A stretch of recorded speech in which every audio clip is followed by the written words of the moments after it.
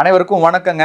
இன்னைக்கு இந்த வீடியோவில் எதை பற்றி நம்ம பார்க்க போகிறோம் அப்படின்னு பார்த்தீங்கன்னா, இன்றைக்கி நிறைய பேர்த்துக்கு இருக்க பிரச்சனை வந்து உடல் சோர்வு. எந்த வேலையை செய்யணும், நடந்து போகணும், வரணும் அப்படின்னா கூட என்னதுங்க, ஒரு சோர்வாக இருக்குது, நம்மளால் வந்து செயல்பட முடியல அப்படிங்கிற ஒரு பிரச்சனை நிறைய பேர்த்துக்கு இருக்குது. ஒன்றும் இல்லைங்க, சமீபத்தில் வந்து பழனி கோயிலுக்கு போயிருந்தேன்.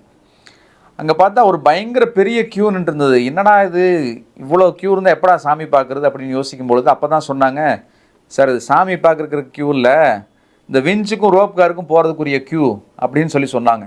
அதாவது வந்து சாமி கும்பிட்றதுக்கு இருக்கிற கூட்டத்தை விட விஞ்சுக்கும் ரோப் காருக்கு அதிகப்படியான கூட்டம் இருக்குது. இதில் என்ன கொடுமையான விஷயம் அப்படின்னு கேட்டிங்கன்னா, முன்னாடியெல்லாம் வந்து முட்டி தேஞ்சு போன வயசானவங்க 70 வயசு 65 வயசுக்கு மேலே இருக்கவங்க தான் இந்த விஞ்சில் ரோப் கார்லாம் போவாங்க. அவங்க கூட ஏதாவது சின்ன பசங்க ஏதாவது ஹெல்ப்புக்கு போவாங்க.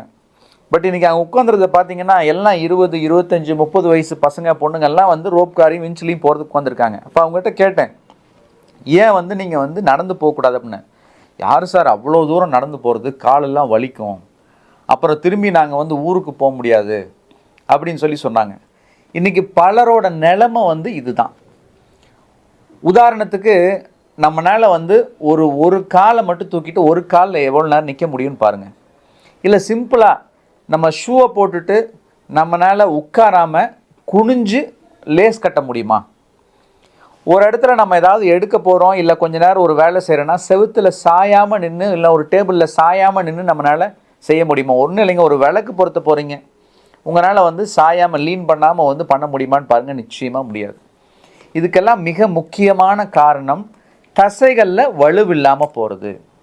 இந்த தசைகளில் வலுவில்லாமல் போகிறதுக்கு முக்கியமான காரணம் புரோட்டீன் டெஃபிஷியன்சி, புரத சத்து குறைபாடு.